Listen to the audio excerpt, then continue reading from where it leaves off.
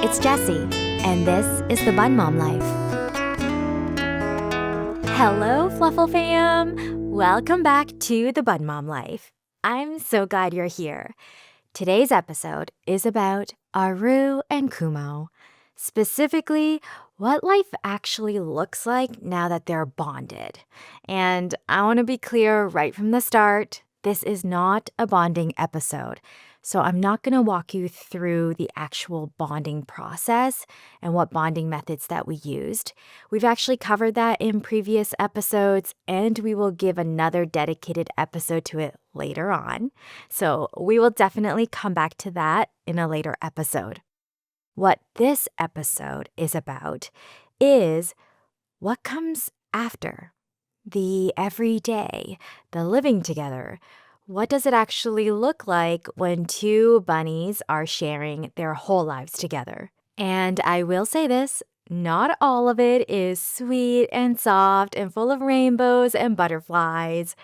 I mean, most of it is, but just like any relationship, bonded bunnies can still have their moments. So buckle up because Roo and Kumo are about to be a little bit exposed today. Let's start with the good stuff because there really is so much of the good stuff, and it makes my heart want to burst on a daily basis. So for us, having experienced Roo with Linus and then with Timo and now with Kumo, we feel like each of these pairings had their own very unique dynamics. And for Roo and Kumo, they kind of resemble more of a big sister, little brother dynamic. And I know, we know the reality of what bunny bonds and relationships are, but that's the way that we're going to choose to perceive them. Big sis and little brother. And these two really do love each other a lot. Their bond is adorable. Of course, like any bonded pair, one of the best things to see is when they groom one another. They'll sit there, wash each other's faces and ears and sometimes eyeballs with so much tenderness. And it is so cute to watch them do that to one another. It's also really adorable seeing when one is begging the other to be groomed. So much of it is just shoving their heads right up against the other one's face, as though they're saying, "Hey, you're cleaning already. Might as well do me too." And then there's the flopping. For anyone who doesn't know, when a bunny flops, it means they're completely relaxed and so content. They're super happy. They'll just dramatically throw themselves onto their side. It's one of the best bunny things. And what Roo and Kumo do is, in my opinion, even better than a regular flop because they will purposely run over to wherever the other one happens to be sitting down or lying down or just loafing around, and they will flop right against them. Kind of like, I'm going to go to sleep now and I'm going to sleep on you specifically. It's such a cute thing to watch. And no matter how many times that happens, if we catch it, Bun Dad and I will gush and coo about it as though it's the first time that we've ever seen it. Roo and Kumo also share everything, which is really sweet. Bonded pairs often do this, which is sharing their litter box and eating hay together at the same time, sharing their water bowl and drinking water together at the same time, sharing their toys. Well, if they're not trying to hog it from the other. And exploring together. If either Roo or Kumo decides to run upstairs, the other one will 100% be right behind them.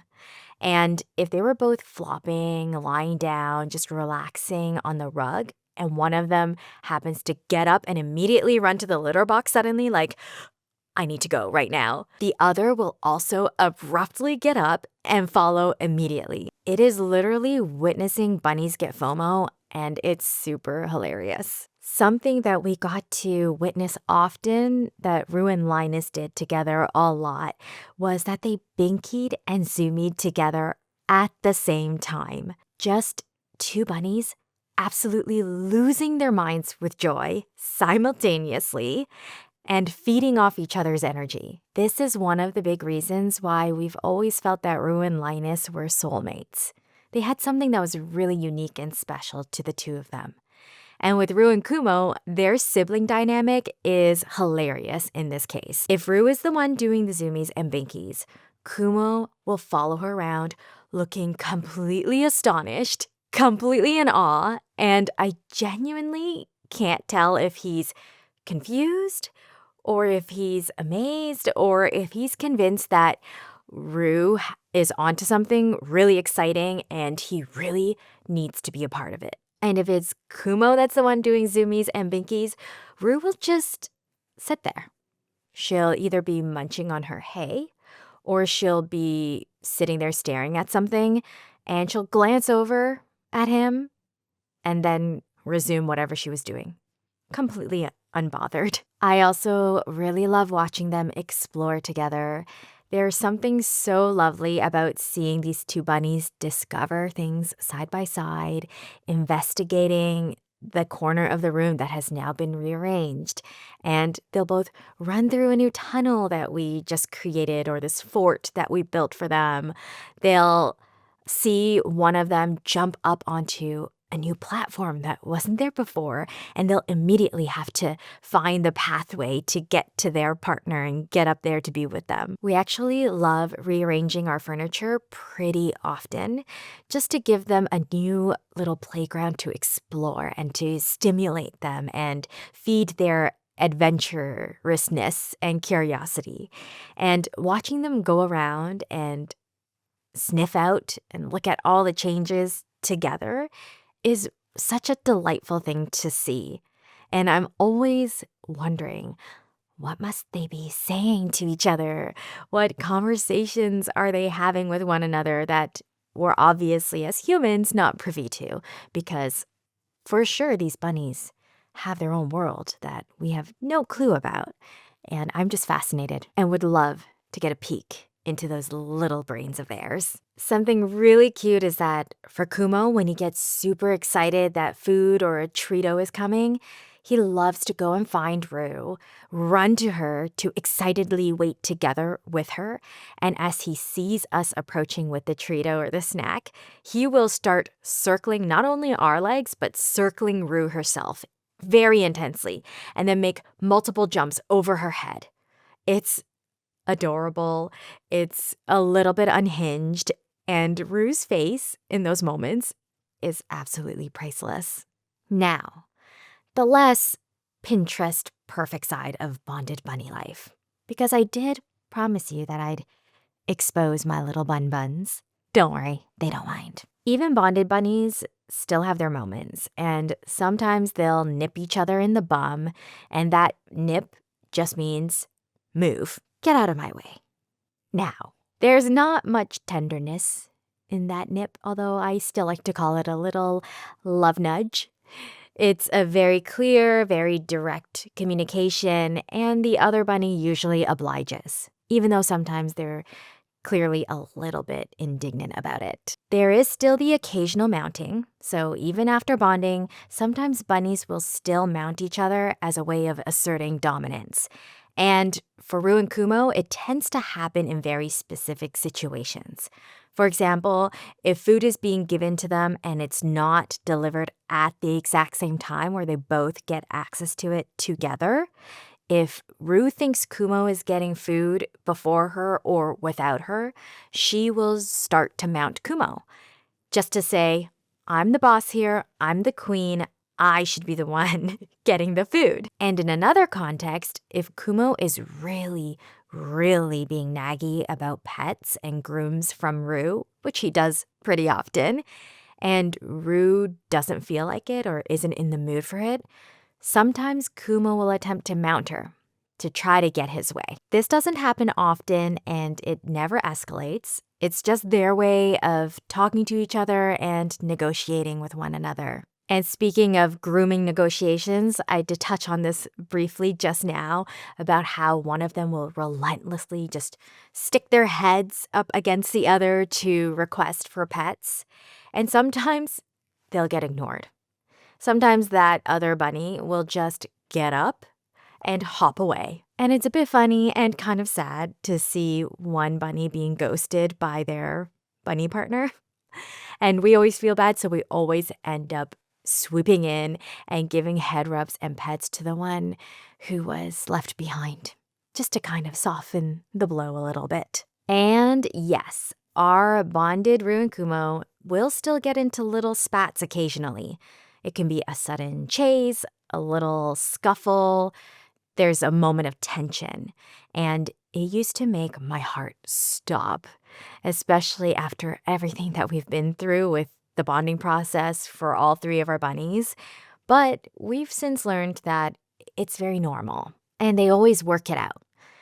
Just like any two beings who love each other and also share the same space and a litter box and a water bowl every single day. And then there's the independence piece. Even though Roo and Kumo are bonded and love each other, they're not joined at the hip every second of the day. They both still enjoy their own space and their own time. Roo especially, she has always been her own little person, and that hasn't changed even after being bonded. She does like to sometimes go off on her own, whether that's going upstairs, getting some time by herself, finding her own spot, giving herself a quiet moment. And Kumo respects that, mostly. Sometimes he follows her anyway. But the point is, bonded doesn't necessarily mean attached at all times, at least not for Roo and Kumo.